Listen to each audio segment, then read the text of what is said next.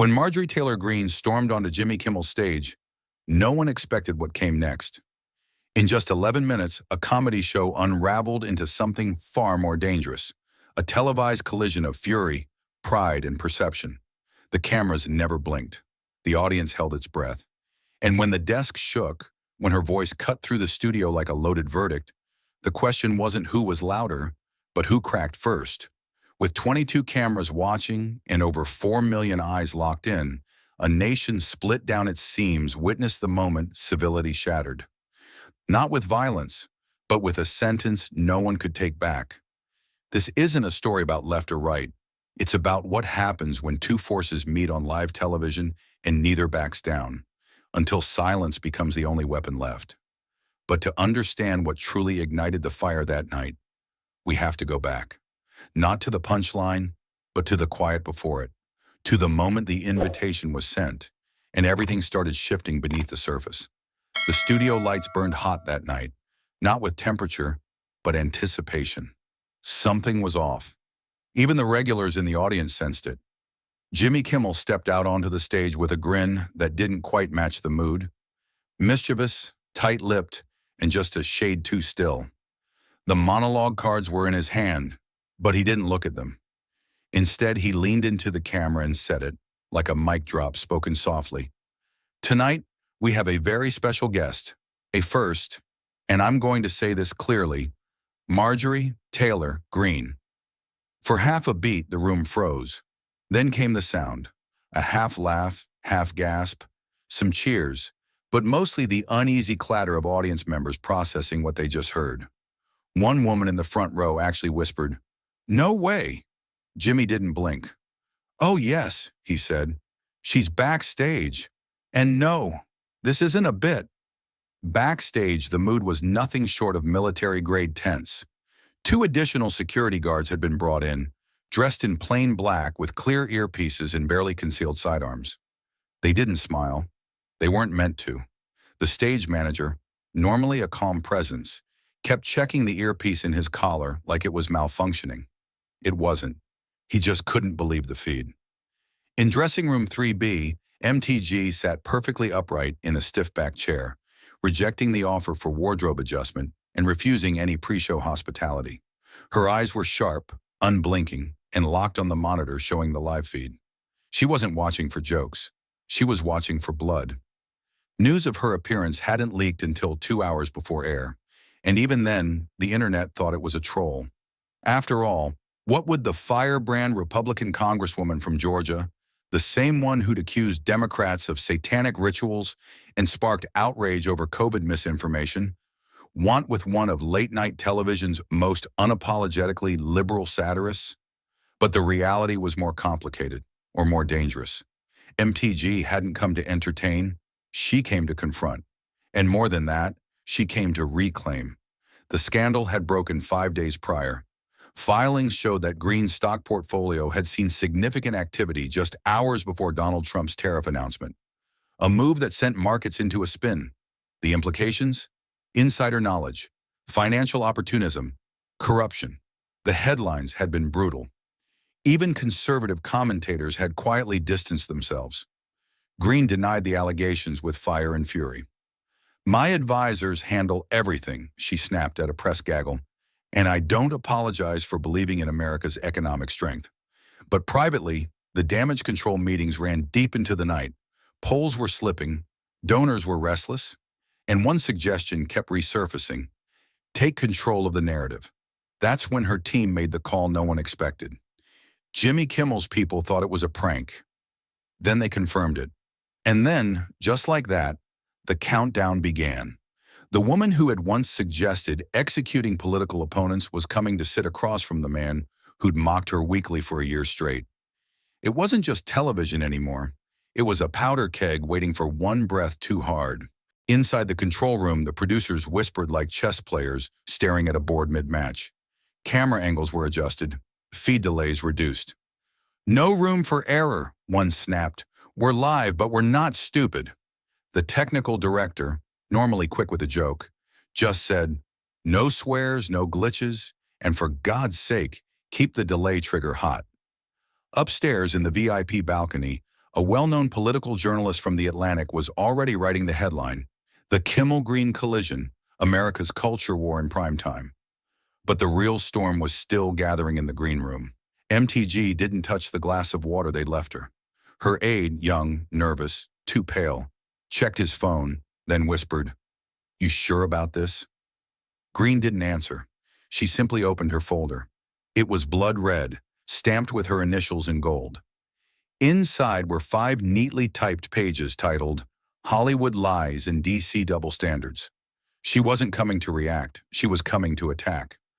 Meanwhile, Jimmy stood behind the curtain, bouncing slightly on his heels like a boxer warming up before round 1. He flipped through his blue cards, then tossed half of them away. "Forget the pre-written crap," he muttered. "This won't be scripted either way." A junior writer handed him a backup monologue. Jimmy smiled wryly. "I'm either going viral, or I'm getting subpoenaed." The stage manager's voice crackled in his earpiece. "Showtime in 30 seconds." The band readied the cue. The lights dimmed. The world leaned forward. And out in the lobby, long after doors had closed, 2 late arrivals argued with the security guard. "Please, we just want to be in the room for this," one begged. The guard didn't budge. "Sorry," he said. "This one's already history in the making." The seconds ticked. 3, 2, 1. The curtain pulled back, and the fight for the narrative began. The black SUV slid to a halt behind ABC Studios, not with flair, but with finality. It was the kind of arrival that didn't announce itself with paparazzi or flashes, only tension. The back door opened before the engine stopped humming. Marjorie Taylor Greene stepped out, flanked by 2 aides who moved like bodyguards but spoke like campaign interns. She wore a heavy slate-colored trench coat buttoned high, shielding her from the early spring air. Or perhaps the temperature inside the room she was walking into.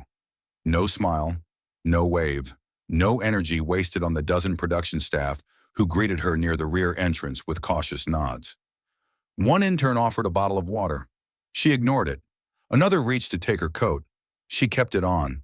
Her heels clicked once against the concrete loading dock before falling silent. She wasn't here for comfort. She was here for war. Inside the corridor, her presence moved like static. People who didn't believe in ghosts suddenly believed in atmosphere.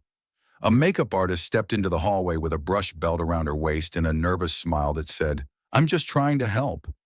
"Congresswoman, we can do a soft light foundation just to avoid shine. It's standard for HD broadcast." Green cut her off mid-sentence. "I didn't come here to be airbrushed into your narrative," she said without pausing. "I came here to speak plainly. If they can't handle how I look without a filter, maybe they're not ready for what I have to say." The artist froze, brush halfway raised, then slowly stepped back like someone who had opened the wrong door in a haunted house. The aides trailed behind, faces pale, clutching a red folder and a backup drive. Every hallway light flickered as she passed. Not literally, but it felt that way. Meanwhile, in the dressing room 2 floors up, Jimmy Kimmel sat in his sound chair with a lapel mic in one hand and a script he wasn't planning to use in the other. He stared at his reflection in the mirror, the lights too warm, the pressure too cold. "You sure you want to go off book tonight?" his head writer asked, chewing a pen cap. Jimmy exhaled slowly, cracking a grin that didn't quite reach his eyes. "If she's bringing fire, I'm not showing up with confetti." He stood, adjusted his tie, and added with a laugh that was more armor than humor, "Either this airs on CNN by midnight, or I'll be calling my lawyer by 8:05. They both knew he wasn't exaggerating. A team of legal advisors had already vetted the segment twice. But that was before MTG's team went radio silent. Now no one knew exactly what she'd say. And that was the danger. Or the gold. Backstage, the show's executive producer was pacing in tight circles, whispering frantically into a headset. "Do we have confirmation she's mic'd? No? Then why is the audio line hot? Someone get eyes on the red folder." In the background, one of the associate producers muttered, "This feels like we're about to shoot a hostage negotiation, not a talk show." No one laughed. They were used to pressure. Live television was always tightrope walking. But this was something else. The combination of political volatility, unscripted chaos, and 2 wildly unpredictable personalities had everyone operating like field medics. quick, precise, and aware that blood could be spilled at any moment, metaphorically or otherwise. MTG reached her designated holding room, room 3B, a plain space with a leather couch, 2 waters, and a screen showing the live studio feed. She didn't sit. Instead, she paced slowly, folder in hand, opening it just enough to review the bolded headlines on each sheet. Stock trade timing, B-best hypocrisy, late-night elitism. The documents weren't defensive. They were weapons. As she reviewed them, her aide whispered updates from his phone. BuzzFeed just posted a satirical cartoon of you with devil horns. She didn't react. The Blaze is watching the stream and calling it a setup ambush. Still nothing. Then finally he said, Jimmy's monologue goes live in 3 minutes. She turned her head, locked eyes with him, and said flatly, let them laugh first. It'll make the silence louder. Elsewhere, Jimmy paced in the green room hallway, nodding at the segment producer with the half-crazed energy of someone walking into a lion's cage with a stick and a camera crew. No teleprompter tonight, he called out. I want eye contact, not cue cards. Someone laughed nervously. Jimmy didn't. We've made jokes about her for a year. Tonight, we look her in the eye. We don't blink. A junior staffer asked if they should soften the first joke. Jimmy snapped back. If we're going to land one, it better be the first swing. She's not here for banter. In the distance, the stage manager gave the 5-minute signal. The band tuned a final note. The floor director double-checked the panic button under his booth, just in case. Back in 3B, MTG finally removed her trench coat, revealing a sharply tailored navy blue blazer. No jewelry except a small gold pin of the U.S. flag. Her look wasn't flashy. It was surgical, tactical. She stood at the edge of the doorframe as the cue runner arrived, headset tilted. Congresswoman, they're ready. She didn't nod. She didn't smile. She just walked past him like he was a coat rack. And as she disappeared into the shadows of the curtain, the only thing left behind was the faint echo of her boots against concrete, and the chilling certainty that whatever happened next wouldn't be forgotten. The lights dimmed, and the crowd swelled in anticipation. The applause sign lit up, and as if by muscle memory, the studio audience obeyed. Jimmy Kimmel stepped into the spotlight like a man stepping onto a tightrope. But he wasn't nervous. He was smiling, almost too calmly. His suit was crisp, his hair perfectly disheveled, and his hands loose at his sides like a boxer pretending not to be in the ring. He paused a second longer than normal, scanning the room with eyes that knew something most of them didn't. Ladies and gentlemen, he began, you know how sometimes life hands you a moment so bizarre you start checking for hidden cameras? The audience chuckled, easing into what they thought would be another light-hearted opener. Well, he continued, tonight, we've got Marjorie Taylor Greene backstage. A pause, then he delivered the blow. Which means, if you smell smoke, don't worry. It's probably just her Jewish space laser warming up. Laughter erupted instantly, explosive, raw, the kind of response that filled the room like a pressure valve bursting. A few people clapped so hard they nearly dropped their phones. But in the control booth, a producer flinched. One camera, angled just off stage, caught it. MTG, standing motionless in the wings, her jaw tight, her eyes narrowed into surgical slits. She didn't move, but her grip on the red folder in her hands tightened just enough for the corner to bend under pressure. The live director whispered, We've got her on cam 3, hold that angle. Jimmy paced a few steps across the stage, riding the crowd's energy like a wave. Now I know what you're thinking, he said. Jimmy, is it safe? What if she brought her remote, the one she uses to summon lightning bolts from Area 51? More laughter. But don't worry, I unplugged the microwave in the green room, just in case. The audience roared. It was the kind of joke late night was built on. Snarky, absurd, and just biting enough to sting without bleeding. Unless, of course, you were the one being sliced. He slowed slightly, letting the laughter settle. Then with mock sincerity, he shifted tone. But let's be real here. This is a sitting member of Congress. She's come all this way, left her bunker, and we're lucky to have her. Because honestly, I need some stock tips. A rumble of surprised amusement. Did you guys hear about this? Apparently, she made some very lucky trades right before Trump dropped the tariff bomb. Either she's got a crystal ball, or she's using astrology from the constellation QAnon. The audience howled. A few stood up, laughing too hard to sit still. But inside the studio, the temperature had shifted. The laughter, though thunderous, didn't reach the wings. MTG hadn't moved. Her eyes locked on the back of Jimmy's head like crosshairs. She wasn't fuming. She was calculating. Her aide leaned toward her to whisper something, but she didn't respond. Her focus never wavered. What the audience saw as comedy, she saw as ammunition. And she wasn't about to waste hers too early. Back on stage, Jimmy feigned innocence. "I mean, look, maybe I'm being unfair," he said, waving a hand. "She's probably here to clear the air, set the record straight, maybe even talk policy. Or maybe, he added with a grin, she just missed being on camera somewhere that didn't involve body cam footage or congressional reprimands." Another explosion of laughter, more vicious this time. And as the laughter rose, so did the stakes. You could feel it in the way the band stopped fidgeting, in the way the floor director leaned forward without realizing it, in the way the audience, still laughing, couldn't stop glancing toward the curtain. The camera cut for a fraction of a second, just long enough to show the shot from Cam 3 MTG. Still unmoving, her fingers now white from the tension clenching her folder. The edges of her mouth had drawn into something between a smirk and a snarl. She looked like a woman who had been insulted not once, but repeatedly. And she hadn't come here for redemption. She'd come for reckoning. Jimmy wasn't done.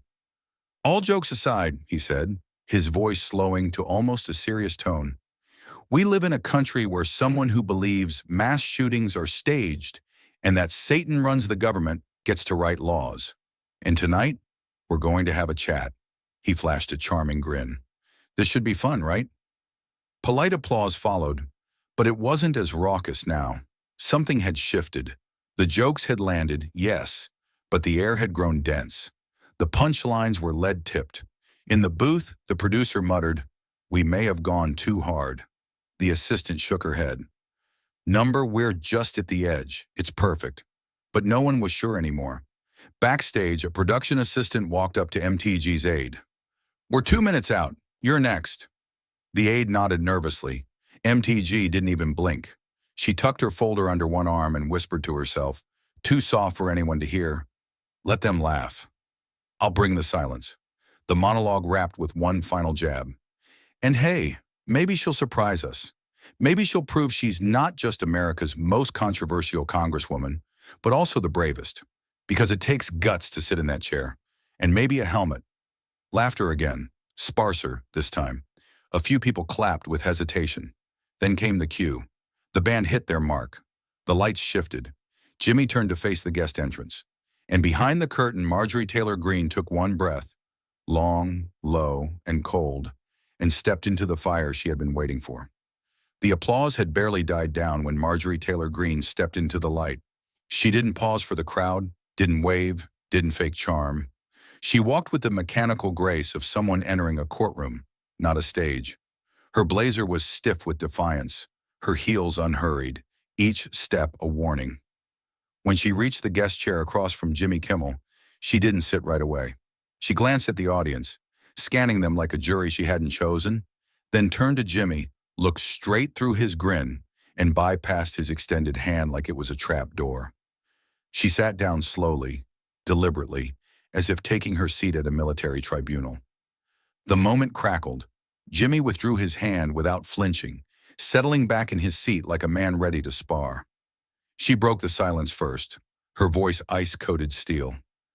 "I'm not here to play a role, Mr. Kimmel. I'm not an actress. I'm not a character in your nightly satire. I'm here for the people who don't get invited to this stage. The real Americans." There was a pause, tight, palpable. A few murmurs drifted through the audience, uncertain whether to clap or stay quiet. Jimmy tilted his head slightly, that half-smile still lingering, but it had lost some warmth. "Well then," he said, his tone light but precise, "let's get to the real questions. We'll skip the warm-up and start with something hot. Your stock trades. You made a lot of moves the same day Donald Trump announced his tariffs. Coincidence or prophecy?" There was an audible "ooh" from the crowd. Some gasped. Others leaned forward. The studio lights suddenly felt hotter. In the control room, a producer sat forward so fast his headset nearly fell off. The tension had officially crossed the velvet line of entertainment and into live confrontation. MTG didn't blink. Her folder, now resting on her lap, remained closed. Her hands stayed motionless. Only her mouth moved, sharp, exact, sharpened from years of debate, interviews, and public scandal. You know, it's always interesting to be accused of insider trading by someone who rehearses punchlines for a living, she said. Maybe Hollywood should check its own mirrors before dressing up as a moral compass. Her voice was steady, not loud, not defensive, but surgical. She didn't raise her volume. She didn't need to. Her restraint was louder than fury. The audience murmured again, unsure how to respond. This wasn't the usual late-night banter. This was trial by broadcast. Jimmy leaned forward, elbows on the desk, eyes narrowing with curiosity more than aggression. "I'm not the one managing millions in trades while writing federal laws," he replied. "But sure, let's talk mirrors. I've heard you say George Floyd died from a drug overdose, that Parkland students were paid actors, and that Democrats worship Satan. Were those just misunderstood moments of clarity?" The gasp this time was louder. The room shifted from entertainment to indictment. A producer signaled the control room to be ready with a delay trigger.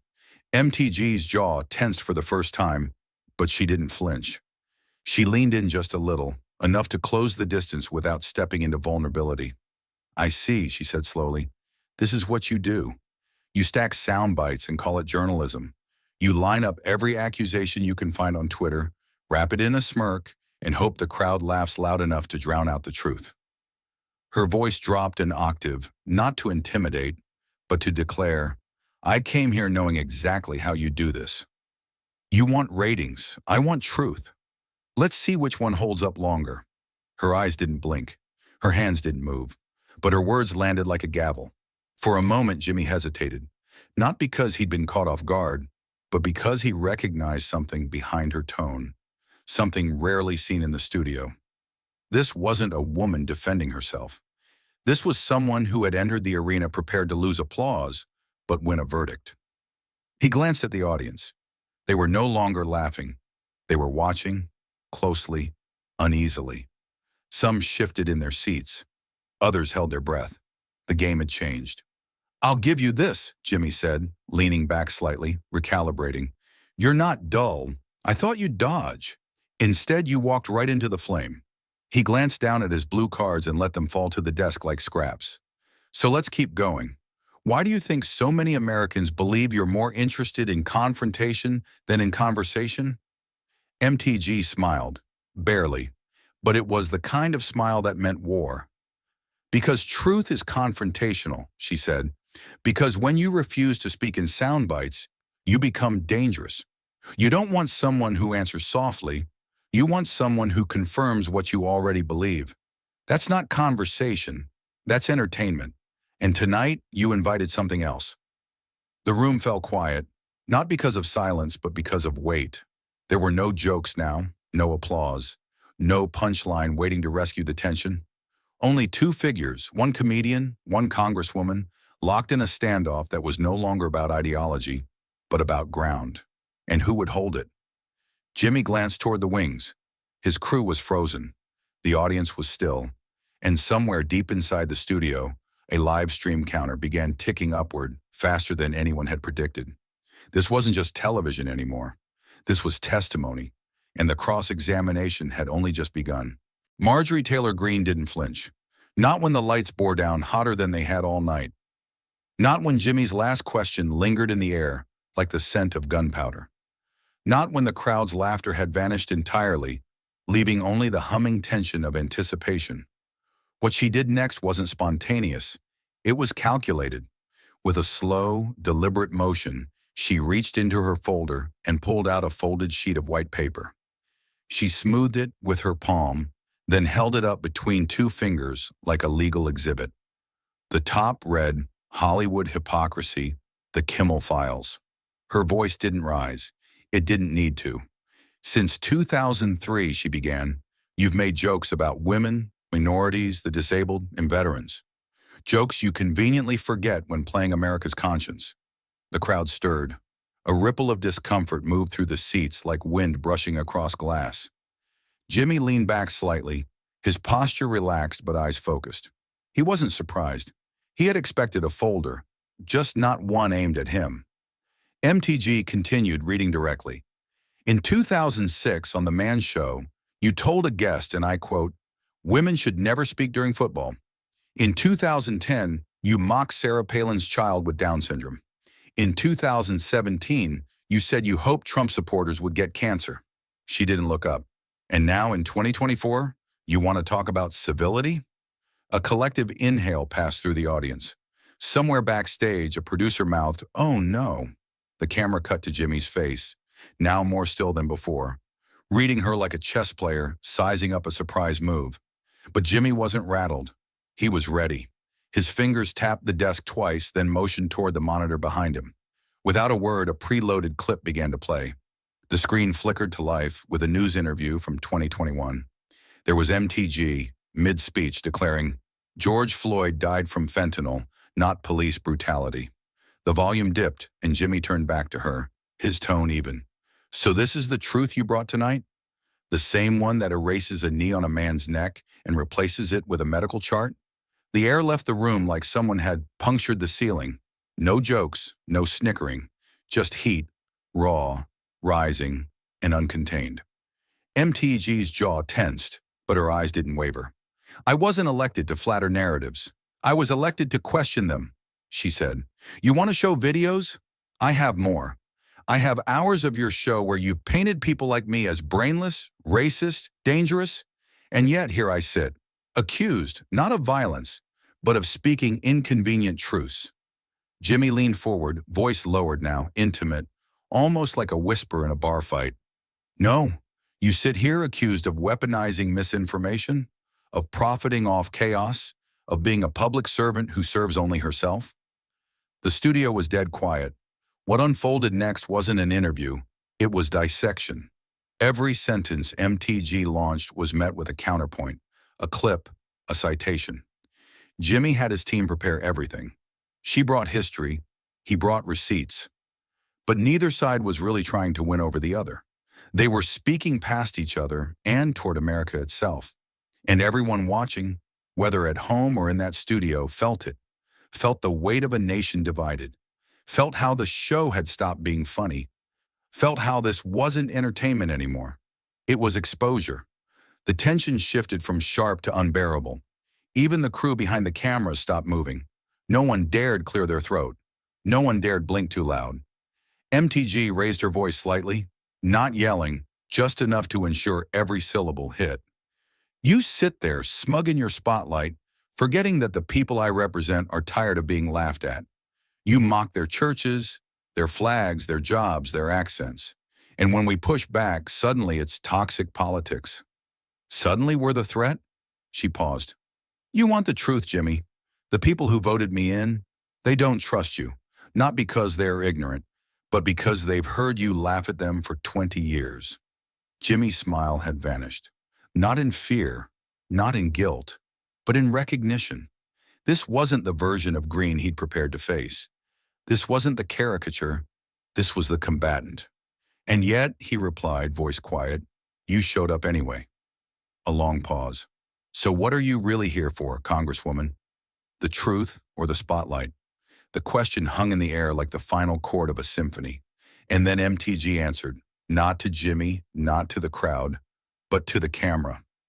"I'm here," she said, "because the truth deserves to be louder than the laugh track."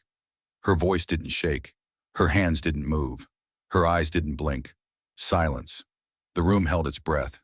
And somewhere in that space between accusation and defense, between satire and sincerity, the audience realized this was no longer a game. This was no longer a segment. This was a reckoning. Jimmy Kimmel leaned forward, not with a joke, not with a smirk, with something colder, quieter, like a surgeon unsheathing a scalpel. The audience sensed it too. No one was laughing anymore. He locked eyes with Marjorie Taylor Greene across the desk, the distance between them suddenly feeling like a courtroom aisle. His voice dropped an octave. You said George Floyd died of fentanyl, not police brutality. That's your quote. The air thickened. So tell me, Congresswoman, were you misinformed or were you lying? The crowd inhaled as one. Some looked to the monitors as if to confirm this was still a comedy show. The humor had vanished. What was left was something far more dangerous. For a moment, MTG didn't move.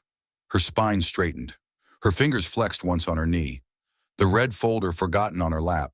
Her eyes narrowed, not in confusion, but like crosshairs focusing on a fixed target. And then, without warning, she slammed her hand down on the desk between them. The sound cracked through the studio like a starter pistol. Cameras jumped. Audience members flinched. One stagehand in the wings gasped audibly. Jimmy didn't flinch, but he didn't speak either. No one did. I represent real Americans, she said, her voice vibrating with fury. Not this room, not your writers, not these pre-programmed applause lines disguised as dialogue. Her fist still rested on the desk, knuckles white. You sit in this chair, wrapped in million-dollar lighting, surrounded by people paid to agree with you, and you dare question my integrity because I refuse to parrot your version of reality? Her voice didn't rise to a shout. It condensed, sharpened, became colder than it was loud. This isn't truth-seeking. This is theater. The silence that followed wasn't awkward. It was nuclear. You could hear someone in the second row shift their feet. That's how still it became. The usual laughter track, the lifeblood of late-night rhythm, had been exiled from the moment. Kimmel blinked but didn't lean back. His fingers curled slightly around his cue cards, now as useless as cardboard shields in a sword fight. A producer in the control booth frantically gestured to the floor manager. Cut to commercial, cut now. The floor manager hesitated. The director's voice cracked through the comms. Abort. Fade out. Run the bumper. But the camera didn't cut fast enough. Jimmy sat still. Not because he'd lost control, because he knew control was gone. What was happening now couldn't be redirected. It wasn't a debate. It was a rupture, live, in HD. You call this theater? He said at last, voice low. Then why bring your own script? He gestured slightly toward the red folder in her lap. You didn't come to have a conversation. You came to deliver a monologue with backup notes. MTG's expression didn't shift. And you didn't come to ask questions. You came to deliver a verdict your audience had already cheered for. She looked to the crowd, not in appeal, but in indictment. You think I'm dangerous because I don't agree with you, because I don't belong to your cultural club, because I won't apologize for the people who sent me here.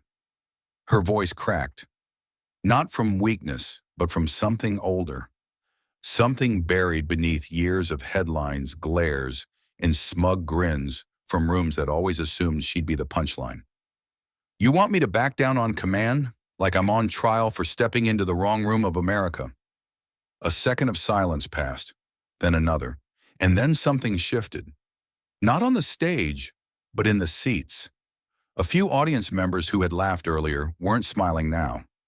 Not because they agreed, but because they felt it. The shift, the discomfort, the reality that this wasn't a role play. This was two people saying the quiet part out loud. Jimmy exhaled slowly. You think this is about belonging? He asked. Number. This is about accountability. He pointed again. Not at her, but at the screen behind them, still frozen on the frame of her past interview. You said what you said. People died. Families grieved. And you chose to stand on a podium and offer conspiracy in place of compassion. MTG's mouth opened, but nothing came out right away. Not because she was speechless, because the weight of that word, compassion, hit like a sucker punch, and not to her, but to the truth neither of them wanted to speak, that somewhere along the way everyone in that studio, audience, host, congresswoman, had stopped listening for compassion. They were listening for ammunition. In the booth, the countdown ran out. The screen faded to black. Music rolled. Commercials flooded the airwaves. But the real explosion had already happened, and it couldn't be edited. The screen faded to black, the theme music rolled, and the show officially cut to commercial. The applause sign dimmed, but no one clapped. Studio lights softened, The on-air tension evaporated into an eerie vacuum. But inside that room, the heat remained. Marjorie Taylor Greene stood abruptly, her chair scraping the polished floor with a sound sharp enough to make a grip assistant wince. She didn't wait for direction, didn't nod, didn't glance toward Jimmy. Her jaw clenched, her breathing shallow.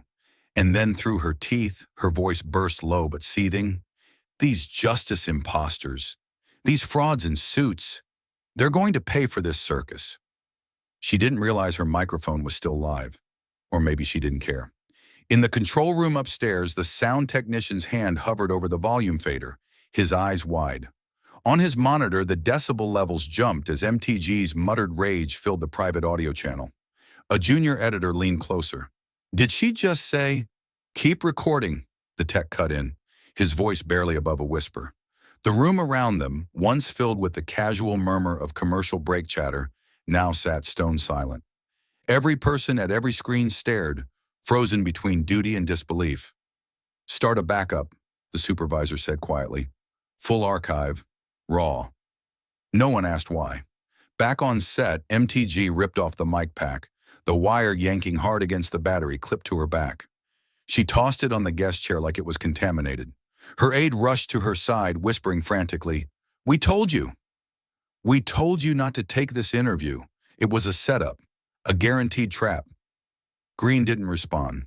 Her eyes were locked on a producer in a headset, who stood motionless, clipboard tucked tight to his chest like a shield. "They're not journalists," she spat. "They're assassins with punchlines." The producer didn't move, didn't respond. It wasn't fear, it was protocol. He knew better than to engage a live grenade still smoking. In the booth above, the lead editor whispered to no one in particular. This wasn't part of the script. The assistant director checked the camera logs, quietly marking the exact timestamp of the off-air footage. It wasn't that what she said was illegal. It was that it was real. No spin, no teleprompters, just fury, raw, unvarnished, and possibly career-defining. Meanwhile, Jimmy stayed seated at his desk, still, watching. His fingers loosely tapped the edge of his chair's arm, eyes narrowed. He had heard it too. Every word. His crew was already scattering. Sound techs muting feeds, floor managers clearing the stage. But Jimmy didn't move. He knew what had just happened. The interview was over. The real story had begun. He slowly removed his own mic, handed it off wordlessly, and turned to watch Green storm toward the hallway. The studio's once theatrical air had curdled into something volatile, the kind of silence that follows an explosion, not a scene. Backstage, MTG's second aide was already dialing her chief communications advisor. "Pull the pre-approved statements. Kill the post-show tweets. We're going dark until further notice." On a second line, a junior staffer was calling her lawyer. "I don't know what the footage caught." "Everything?" His voice cracked. "No, she didn't know the mic was hot." He paused, his face draining. "I think." He looked up, saw MTG pause at the exit, her back stiff as steel. Or maybe she did. In a far corner of the tech bay, the youngest AV tech in the building, the kind of kid who still brought his own lunch in a thermal bag, was quietly copying the full feed onto a secure drive. He knew protocol. He also knew history. This wasn't just showbiz fallout. This was cultural shrapnel, the kind that reshapes narratives. That gets replayed not just on TikTok, but in Senate hearings, in college classrooms, in campaign war rooms. He didn't know if it would leak, but he knew someone, somewhere, would try to bury it. The producer leaned over his shoulder. "Is that all angles?" The tech nodded. "All of it. Audio too. Even off-air." "Good," the producer whispered. "Label it Cold Fire. Password lock it." And then, without a word, they both stared at the frozen still of Green storming off the stage, her mouth still twisted around a sentence no one was supposed to hear. By the time the final commercial ended, the studio lights reset and the outro music faded, most of the audience had filed out in quiet disbelief. Some laughed nervously, others said nothing. A few clutched their phones like they'd just witnessed a car crash and weren't sure whether to text or pray. One elderly man in the front row whispered to his wife, "That wasn't politics, that was war." And somewhere beneath the floors, buried inside a hard drive marked Segment D archive, a few minutes of accidental truth flickered in digital silence, unfiltered, unpolished, and more powerful than any scripted moment ever could be. It took less than 6 hours. Somewhere between the final studio light dimming in Marjorie Taylor Greene's car, slipping into a gated garage beneath her DC hotel, the leak hit the internet like a meteor. The off-air footage, grainy but clear, showed MTG standing beside the guest chair, face flush with rage, voice unmistakable. These justice imposters will pay. That media manipulator will get what's coming. The clip ended abruptly as a production assistant scrambled to pull the boom mic back. But it was enough, more than enough. Within minutes, it had been ripped, reposted, subtitled, and mirrored across platforms. A single word pulsed beneath every upload, leaked, and a single hashtag began to swell like a storm surge. Number Kimmel versus Green. The video traveled faster than press releases could be written. On TikTok, it was already being mimicked in parody form. One creator dressed in camo slammed a desk with a Red Bull in hand, then deadpanned into the lens. I speak for real Americans. Another stitched it with footage of Jimmy Kimmel, blinking slowly into the camera during the moment of silence, adding echo effects and mock inspirational music. It wasn't just viral, it was radioactive. A parody of a parody, politics reduced to posture, then repackaged as power. But not everyone was laughing. On Twitter, the battlefield turned scorched earth. Progressives called the outburst proof of unhinged extremism. Conservatives argued it was a righteous moment of raw truth. Verified accounts on both sides dug through frames like forensic analysts. One clip zoomed in on Jimmy's hands as MTG slammed the desk, showing him still, composed, refusing to flinch. Another slowed down her mouth, forming the phrase media manipulator, suggesting veiled threats. By mid-afternoon, Urine Kimmel vs. Green was trending in 11 states and climbing. On Instagram, the still shot of her standing, eyes wild and mouth open mid-sentence, became a meme in under 2 hours. When the waiter says the kitchen's closed, one caption read. Another, when Facebook flags your post and you know Zuck is behind it, but it was cable news where the war lines solidified. Fox News ran the clip on loop, framing it as a moment of political provocation met with American courage. Anchors framed MTG as a woman under siege from elitist mockery, a David against a studio full of Goliaths. They cut to conservative pundits who praised her for refusing to sit through another liberal ambush. One even called her the only honest voice in a room full of masks. The banner headline? Green goes off. Heartland versus Hollywood. Meanwhile, CNN aired the same clip with a completely different narration. They introduced it with the words, "Warning, disturbing language from a sitting member of Congress." Analysts decried the outburst as a meltdown, a warning sign, a glimpse behind the curtain of performative extremism. They played Jimmy's silence on loop as a mark of grace under fire, calling it a masterclass in restraint. One commentator said, Kimmel didn't have to say a word. He won by refusing to descend into the same pit. Somewhere in between, late-night shows scrambled to rewrite their monologues. Fallon opened with a watered-down impersonation, but the crowd didn't laugh. It was too fresh. Colbert's writers crafted a full sketch, but scrapped it in rehearsal, worried it would come off either too partisan or too callous.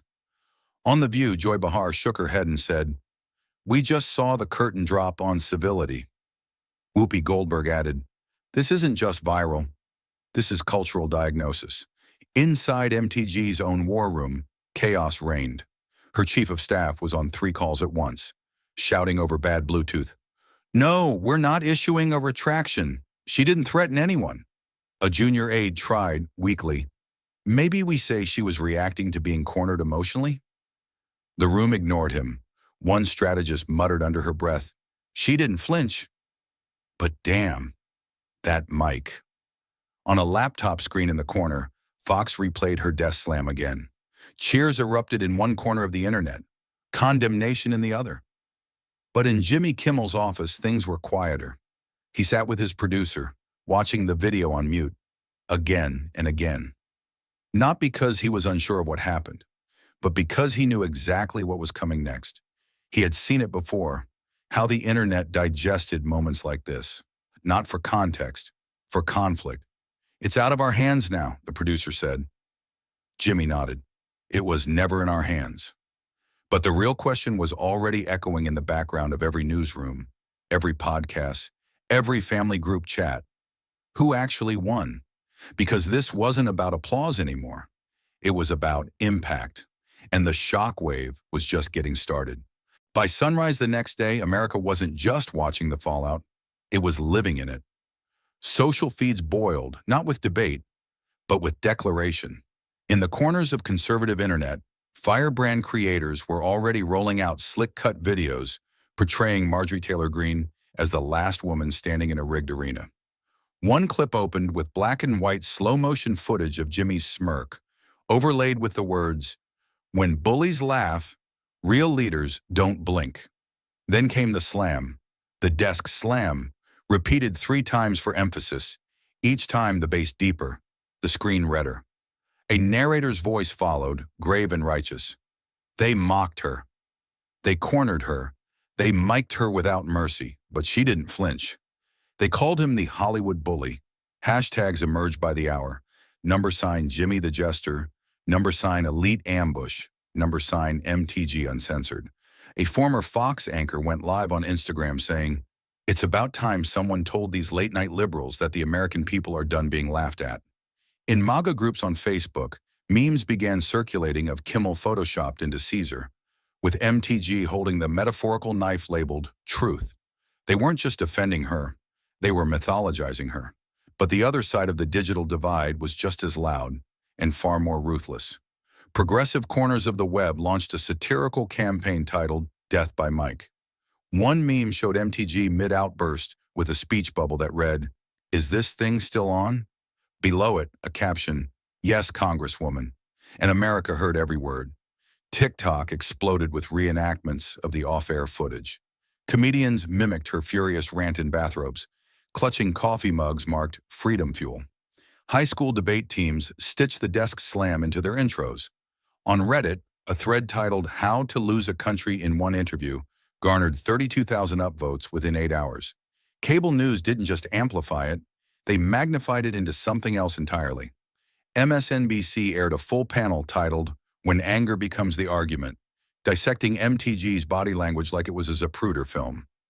CNN replayed Jimmy's reaction in loop, calling his silence a new standard for televised resistance. But Fox? Fox aired the clip like a victory lap. Tucker Carlson opened with, "What you just saw wasn't a meltdown. It was a woman speaking the language of the unheard." And yet, in the middle of the battlefield, one voice cut through, neither cheering nor jeering. A single editorial published in the Chicago Tribune began circulating quietly titled, "The Room That Forgot It Was Being Watched." The author, a centrist journalist with no Twitter presence, wrote, "This wasn't an argument about fentanyl or stock trades or comedy. This was a country watching its own reflection crack down the middle, one side cheering the scream, the other celebrating the silence, but neither asking, why has conversation turned into televised combat?" That question hit harder than either side expected. Podcasters picked it up. NPR quoted it. Even a political satire site ran it, unironically.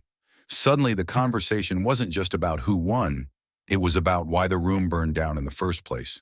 One political science professor tweeted, "It's not a clip, it's a symptom."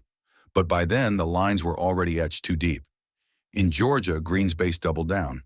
Her campaign staff sent out a fundraising email with the subject line, "They tried to break me. They only proved me right." In Los Angeles, Jimmy's team received flowers from viewers. Cards read, "Thank you for not yelling back." Activists on both ends used the moment as ammunition. One protester painted MTG's now iconic outburst onto a poster.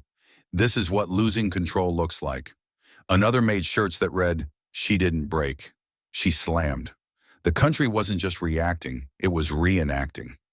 One middle school teacher in Ohio shared that her students had staged a mock debate, not about policy, but about the moment. Half the class defended Kimmel's silence. The other half praised Green's refusal to play by their rules. The teacher posted, "These kids weren't interested in who was factually right. They wanted to talk about tone, about performance, about who got the room." That was the haunting truth. No one was talking about the policy bill Green was supposed to promote. No one was talking about fentanyl reform or media responsibility or even George Floyd. They were talking about volume, about posture, about memes and mic drops and seconds of silence more viral than any speech ever aired in full. The fallout hadn't ended. It had just become a format. And behind it all, behind the ratings spike, the tweets, the screaming panelists, one simple, terrifying reality settled like smoke in a closed room. America wasn't having a conversation. It was watching a brawl and calling it news. 3 nights later, Jimmy Kimmel sat alone at his studio desk. Lights dimmed, no monologue, no cue cards. Just him, a camera, and a room full of an audience not sure if they should laugh or wait. He looked into the lens and broke the silence with a voice no longer playing for laughs. "There are nights when no one wins," he said quietly. "But sometimes, if you look close enough, you can tell who lost control first." There was no applause sign, no punchline, just that one sentence aimed not to jab, but to end something. The studio didn't erupt, it exhaled, as if everyone, host and viewers alike, were realizing the adrenaline had finally burned off. And what was left behind wasn't victory, it was ash. That single clip went viral, but not in the way others had. It didn't trend. It resonated. A stillness that cut deeper than flame. Meanwhile, on the other side of the coast, Marjorie Taylor Greene's schedule went dark. 2 major morning show appearances were canceled, one citing logistical conflicts, the other simply withdrawn by guest. Her press secretary refused to comment, but insiders whispered what staffers wouldn't. The donor line had gone quiet. One super PAC founder was said to be re-evaluating alignment. Another texted a journalist 3 words: "She overreached. Bad optics." No formal statements, no condemnation, just the sound of chairs sliding quietly away from the table. Green's office released a single tweet on Thursday night. It didn't mention the show, or Jimmy, or even the clip. Just a quote from Reagan: "When you can't make them see the light, make them feel the heat." But it didn't trend. It was drowned out. The country had moved on, to other news cycles, to other scandals. The fire was gone. And for the first time in years, MTG wasn't the one holding the match. Back in Washington, she arrived at her hotel alone, without staff, without entourage. No cameras followed her, no supporters waited outside. Just a valet who barely made eye contact and a front desk clerk who handed over her key with rehearsed efficiency. The elevator ride was silent, just her and the numbers blinking slowly toward the 17th floor. Inside her suite, she dropped her coat, peeled off her boots, and lowered herself into the leather armchair by the window. Outside, the Capitol dome glowed faintly in the dusk, distant but visible, like a reminder or a warning. She didn't turn on the news. She didn't scroll Twitter. She just sat. Then, almost instinctively, she reached for the remote and loaded the clip. Not the aired version, the raw one, the moment after the interview ended, the one that leaked, the one she had tried to forget but couldn't ignore. The screen lit up. Her own voice crackled. "These justice imposters will pay. That media manipulator will get what's coming." Her face was rigid, her eyes wild, her fists clenched like a woman standing before a firing squad. She watched herself, for the first time, not to prepare, not to defend, just to witness. There was no grimace, no mutter of rebuttal. She didn't pause to rewind. She didn't speak. She simply watched. The words, hers, echoed through the empty room. And then silence. Complete. Unbroken. Not even the hum of HVAC could interrupt it. In that moment, there were no aides telling her she was ambushed. No commentators spinning her fire into freedom. No crowd cheering the desk slam. Just her, a screen, and the weight of everything that didn't go as planned. For the first time, she didn't look angry. She looked still, not defeated, but paused, as if the gravity of what had happened was only now catching up. Somewhere down the hall, a door closed quietly. A vacuum clicked on. Life continued. But inside that suite, history hung heavy in the air. Thicker than smoke, quieter than shame. A battlefield with no audience left. Just echoes. A chessboard mid-match with every piece already tipped over. She picked up the remote, paused the video, and sat still. She didn't flinch. She didn't cry. She didn't throw the remote across the room. Marjorie Taylor Greene just sat there, staring at her own face on a screen that no longer blinked. The clip was paused, frozen at the moment she stood and unleashed a fury meant to reclaim her public dignity, but that had, somehow, quietly unraveled it. The digital timestamp blinked in the corner of the screen. No one else was in the room. No audience. No handlers. No spin. Just a woman, and the raw, unfiltered echo of herself. And for the first time, there was no script to fall back on, no enemy to deflect toward. The only person left to confront was the one in the reflection. And that is where the real story began. In the theater of politics, we often mistake noise for courage. We cheer the loudest mic, the sharpest insult, the moment someone claps back and leaves a room gasping. But beneath the lights, behind the applause signs, there is something else, something few people talk about. Silence, not the silence of defeat, but the silence that follows realization. The moment after the punchline fades and a leader must ask themselves, what did I really win? And at what cost? For MTG, that question didn't come from Jimmy's voice. It didn't come from CNN or Twitter or even the loss of 2 talk shows and a handful of anxious donors. It came from the look in her own eyes as she watched herself, unfiltered, unscripted, unguarded. Because when the camera catches you being more than angry, when it captures you being human in a moment meant to perform power, that is when the public stops watching and starts feeling. Not for you, but for what you reveal. Greene had come to that studio expecting an ambush, perhaps even a brawl, but she didn't expect the weapon to be her own voice, turned inward. And in that, there is a painful but profound lesson. In this era of permanent performance, where every sentence becomes a headline and every silence a referendum, true strength isn't about volume. It isn't in how hard you hit the desk or how sharp your rebuttal is. It lives in the choice not to strike back, in the decision to listen even when you're boiling, in the restraint that refuses to turn disagreement into detonation. And yet, how often do we reward that kind of power? We live in a culture that mistakes chaos for authenticity. The louder someone rages, the more real we think they are. The moment someone loses their temper, we declare them fighting back. But what we saw that night between Kimmel and Greene wasn't a clash of facts. It wasn't even a conversation. It was a mirror, held up to a nation that no longer knows the difference between passion and provocation. And in that mirror, there were 2 reflections. One sat still, letting the attack land, absorbing its weight without flinching. The other exploded, not because she was wrong, but because she was cornered, not by argument, but by expectation. Greene was never going to win that night, not because she wasn't smart or strong or fierce, but because she brought fury into a room expecting theater, and the stage turned into a trap. And that is where the injustice lies, not in the viral clip, but in what it demanded from her. Because when you are a woman in politics, especially one branded controversial, the world does not allow you to be calm without being called cold. It does not allow you to show heat without being called unhinged. And when you walk into a studio filled with decades of polished charm and liberal satire, you're not facing a host. You're facing a machine that knows exactly how much silence sells. So yes, she was baited, but no, she didn't have to bite.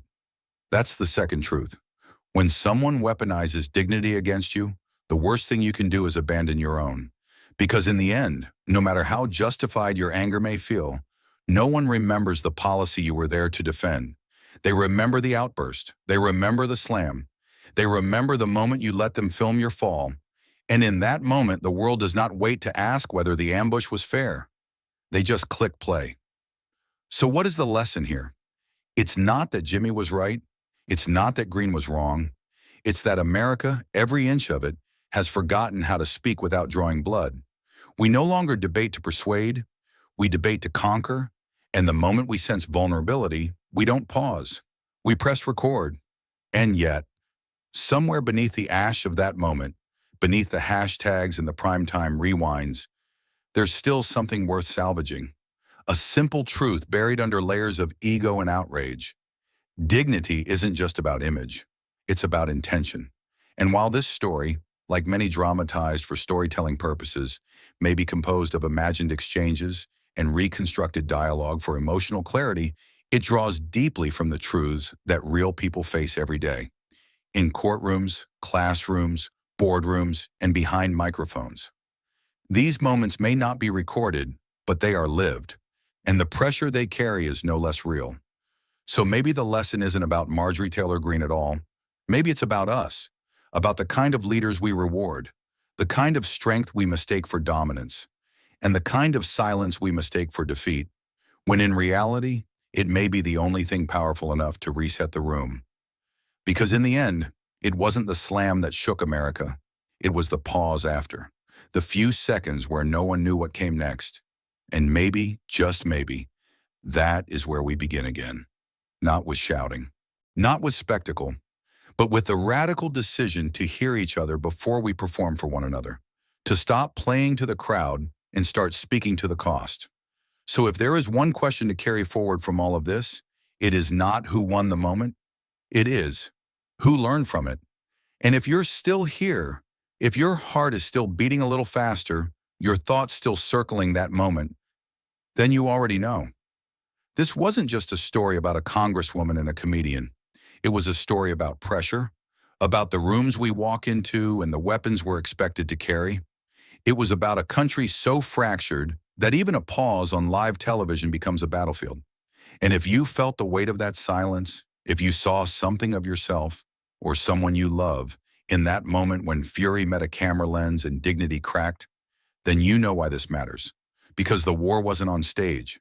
It was always in the audience. So now the question is simple. What will you do with what you've just seen? Will you scroll past, file this away as just another viral clash? Or will you carry the story into the places where it matters most? Into your living room conversations? Into the way you listen to people you don't agree with? Into the way you vote, teach, speak, lead? If this moment rattled something awake in you, don't let it end in silence. Don't let the truth get buried beneath the next trending topic. Share this story. Subscribe to this channel. And above all, stand with the people who choose presence over performance. This is LEO Stories, where we don't chase power. We reveal the cost of it. And tonight, you didn't just watch a headline unfold. You witnessed what happens when one voice refuses to back down and the nation finally listens. Thank you for staying till the end.